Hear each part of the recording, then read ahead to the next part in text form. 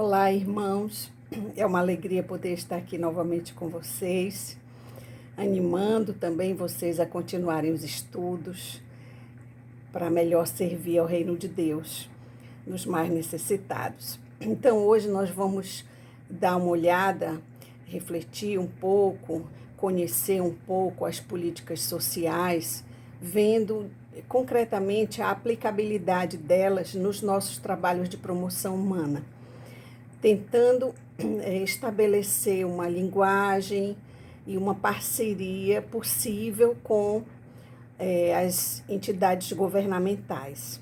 Então, eles têm todo um direcionamento, né, das leis, das propostas de serviço à população de baixa renda.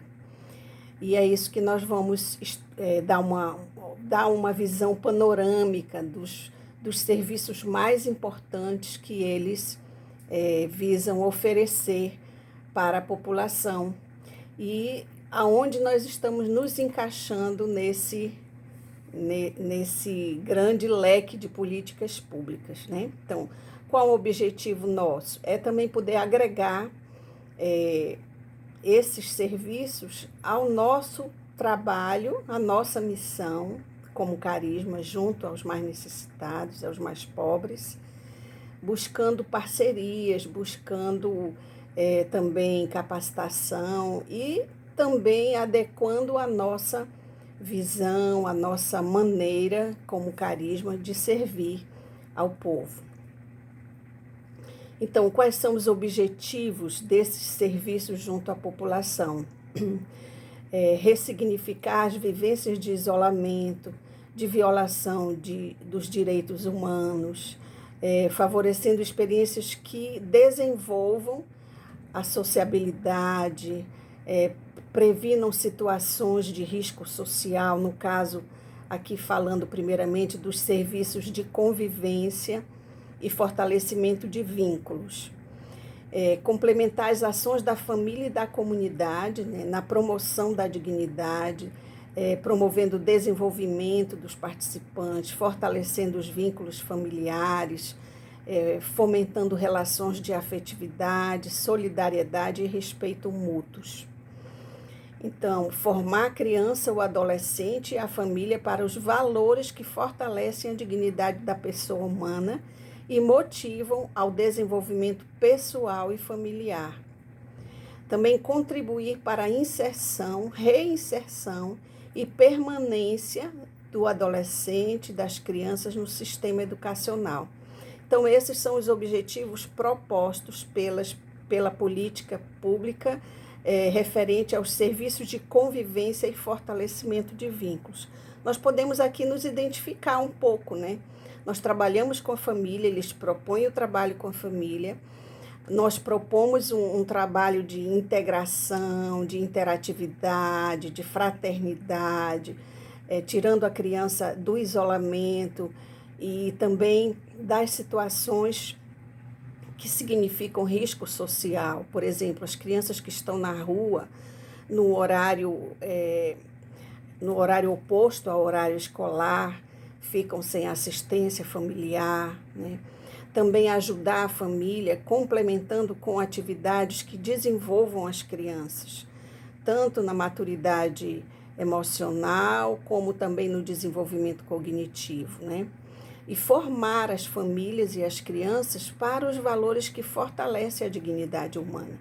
Isso tem tudo a ver com o nosso carisma, né? Com a evangelização. Só que realmente eles dão essa repaginada na linguagem e que nós vamos aprender a usá-la, né? Por quê?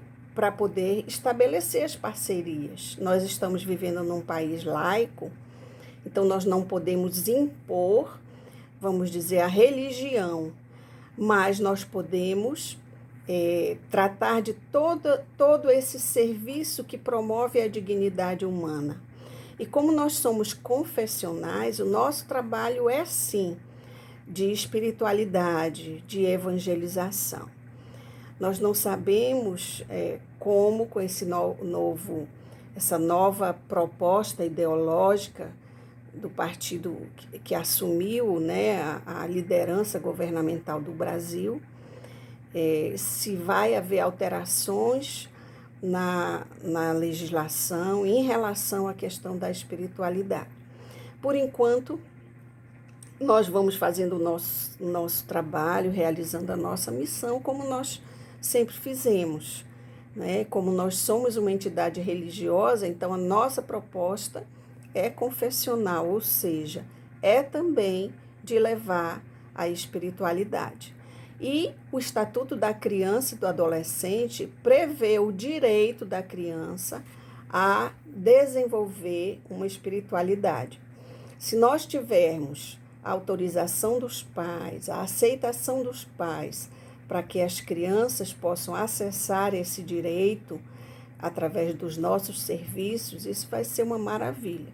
Então, nas nossas fichas de identificação, de cadastro, é bom colocar esse termo no final, né, cujos pais devem assinar, autorizando a participação da criança nas práticas religiosas católicas oferecidas pela instituição, certo?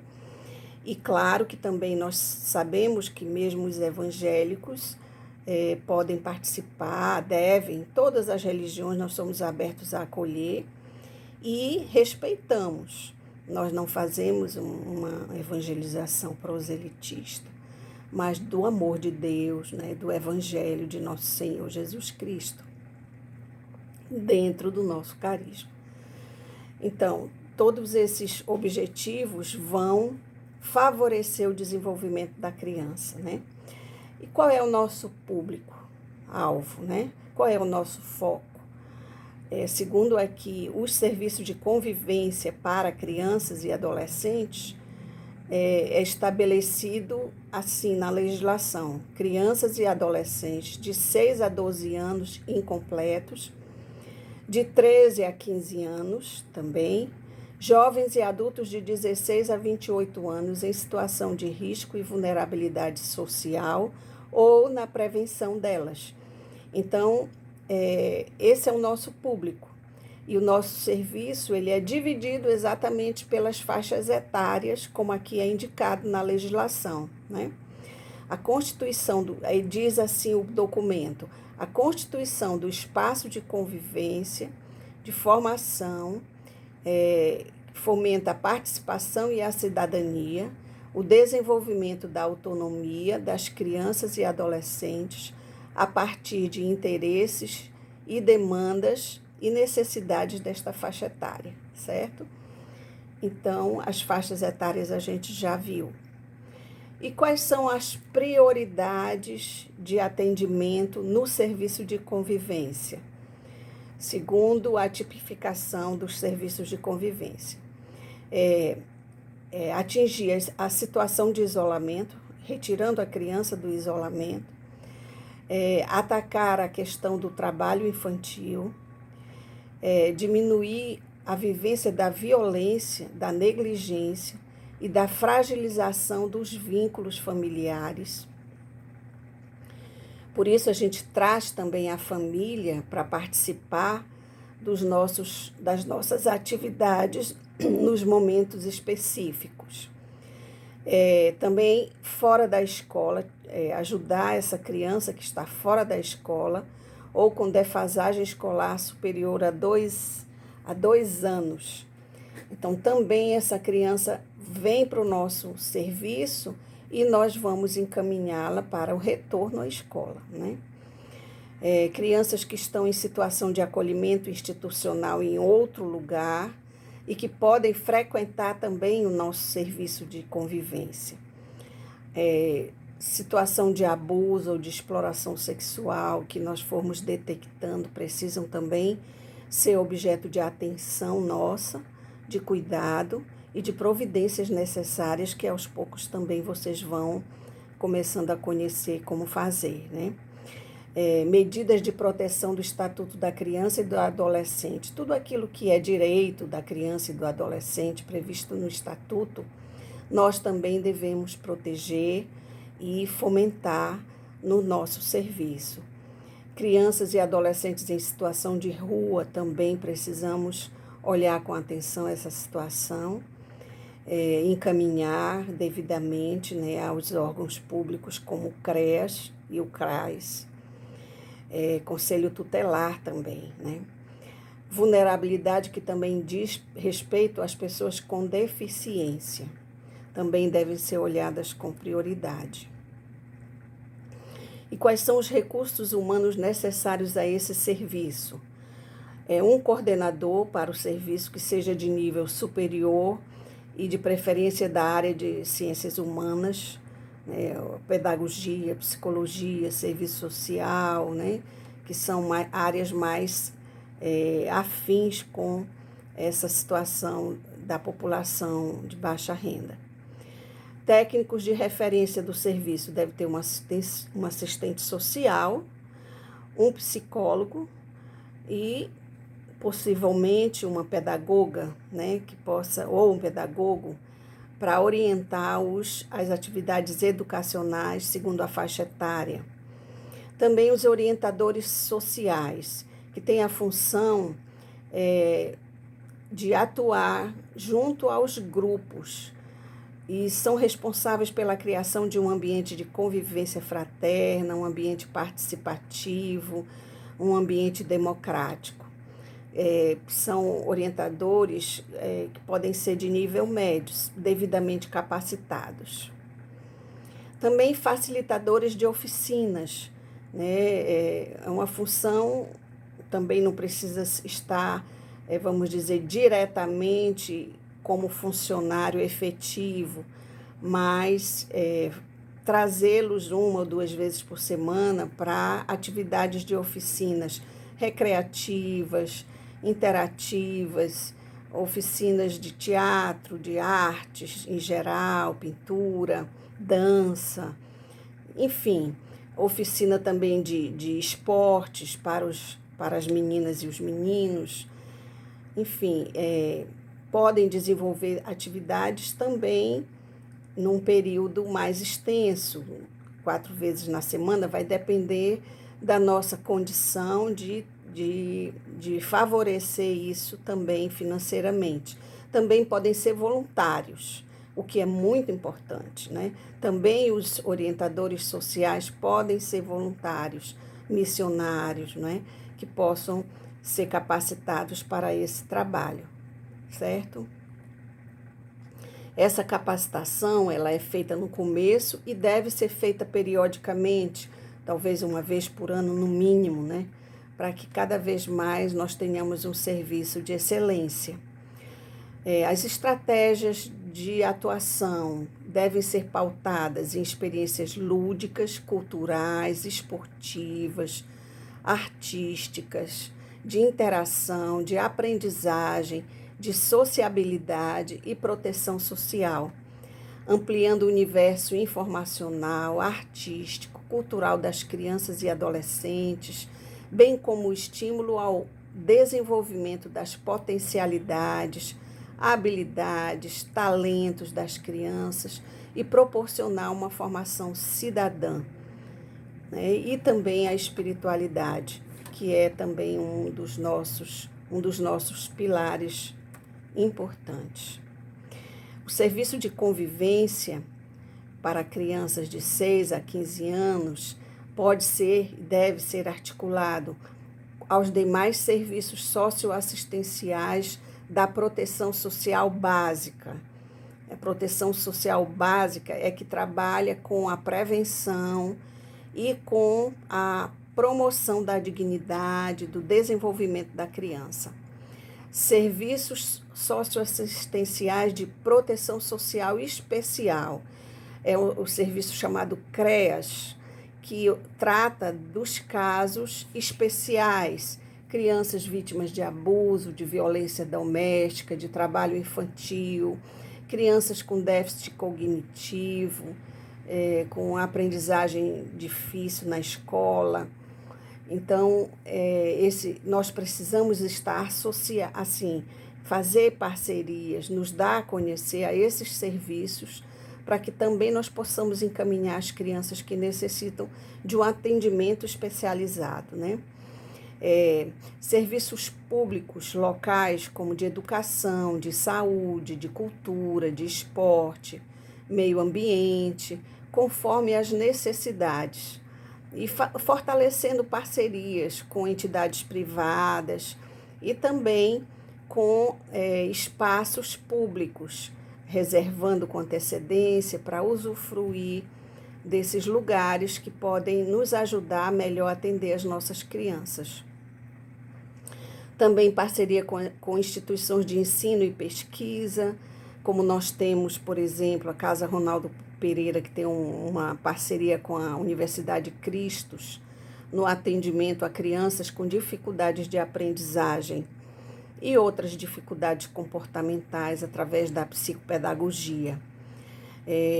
Com iniciativas locais também, das prefeituras, de outros órgãos, até de empresas e outras organizações não governamentais que trabalham com a promoção e a assistência social. Também programas, projetos de desenvolvimento de talentos e capacidades. Nós temos também algumas ONGs que têm esse tipo de projeto e nós podemos estar articulando essas parcerias. Como deve ser o período de funcionamento de um serviço de convivência, que hoje nós chamamos espaços de paz. Em dias úteis, feriados ou finais de semana. Cada realidade vai olhar os seus recursos, calcular como é que pode ser desenvolvido o trabalho e estabelecer os dias. No mínimo, precisa ser no mínimo 2 a 3 dias por semana, de acordo com os recursos humanos, financeiros que nós possamos ter, né? Em turnos diários de até 4 horas. Então, quem estuda de manhã participaria à tarde e vice-versa, né? 2 encontros semanais, né? Num total de 6 a 8 horas por semana. Mas também pode se estender essa carga horária. O ideal é que a criança pudesse estar no serviço todos os dias, porque ali ela teria condições de se desenvolver mais, né, e melhor, com uma assistência, inclusive nas suas dificuldades, tanto na escola como de sociabilidade, comportamentos, etc. Então, o serviço de convivência deve ser ofertado nessas entidades privadas, que é o nosso caso, sem fins lucrativos, né? Ou também podem ser conveniadas com o serviço público, né? Com o poder público.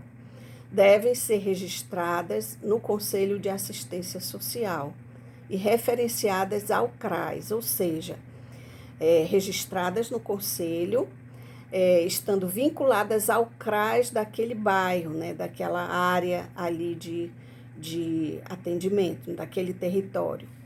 É importante que nós sejamos reconhecidos por esses órgãos. Quais seriam os recursos materiais, físicos que nós precisamos, né? Nós temos as normas da ABNT que regem esses serviços de atendimento ao público, e nós podemos acessar isso no site próprio da ABNT, onde lá nós temos todos os parâmetros necessários. E importante ambientes arejados, bem higienizados, lá eles determinam a área que deve ser para cada criança, para que não haja, vamos dizer, uma sala muito lotada, porque acaba que se torna insalubre para as crianças, né, em termos de saúde.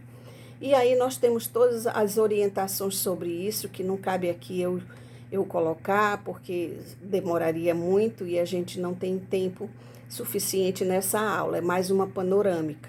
Depois a gente pode aprofundar em outros momentos, conforme o programa de capacitação de vocês. Então, a organização do trabalho social, como deve ser?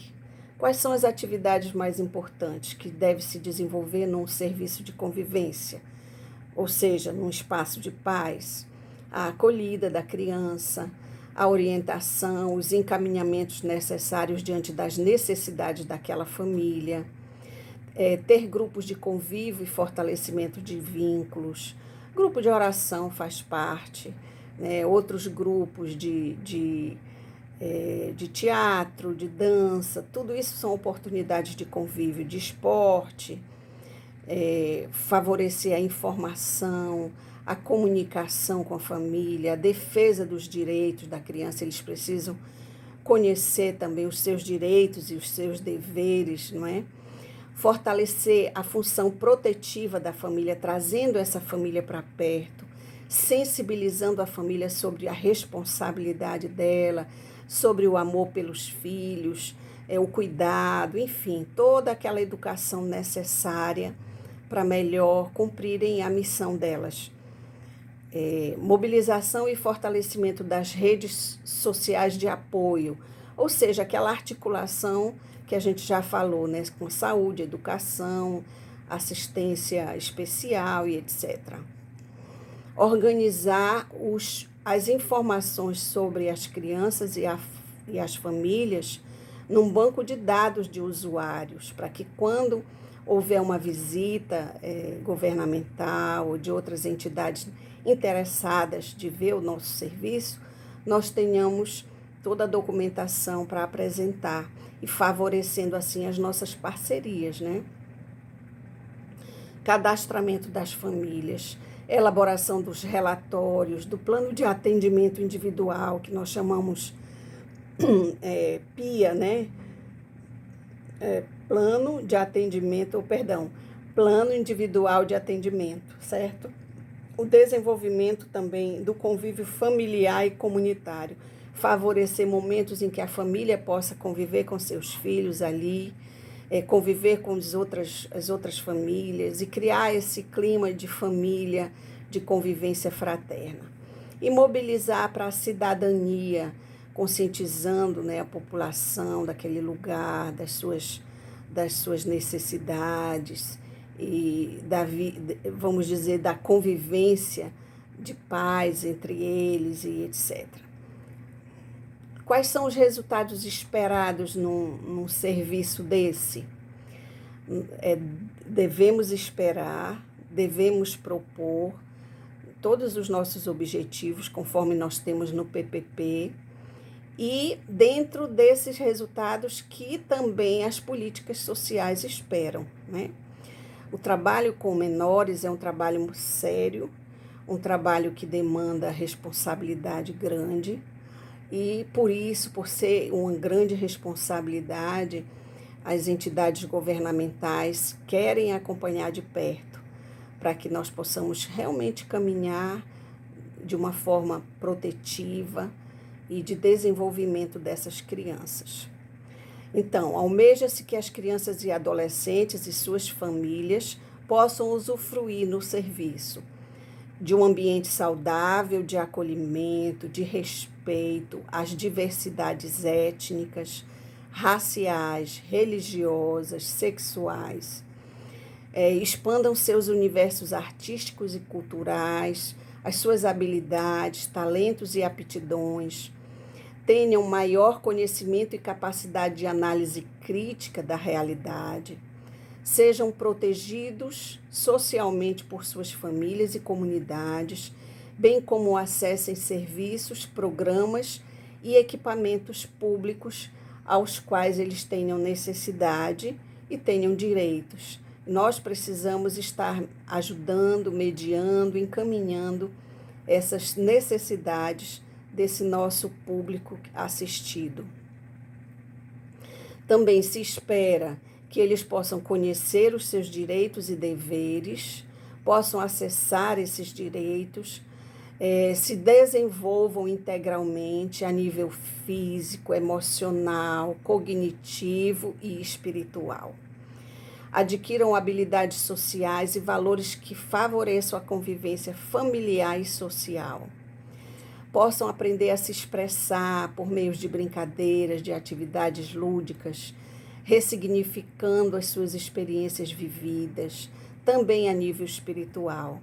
melhorem a participação na escola, tanto a frequência quanto o desempenho escolar e a sociabilidade com os colegas e a participação, né? Outros indicadores de resultado e monitoramento propostos para nós por essa política pública é a participação dos educandos e dos seus pais dentro do serviço, do espaço de paz. Por exemplo, os pais podem participar vamos dizer, de um trabalho ali, fazendo o lanche da criança, podem participar num evento, vai ser promovido um brechó, alguns pais vêm ajudar, vai ter uma festa junina, fazer uma quadrilha dos pais para participarem, enfim, dar esse acesso e trazê-los para perto, para que cada vez mais eles confiem no serviço e possam usufruir de um ambiente favorável à convivência, à fraternidade e à paz, né?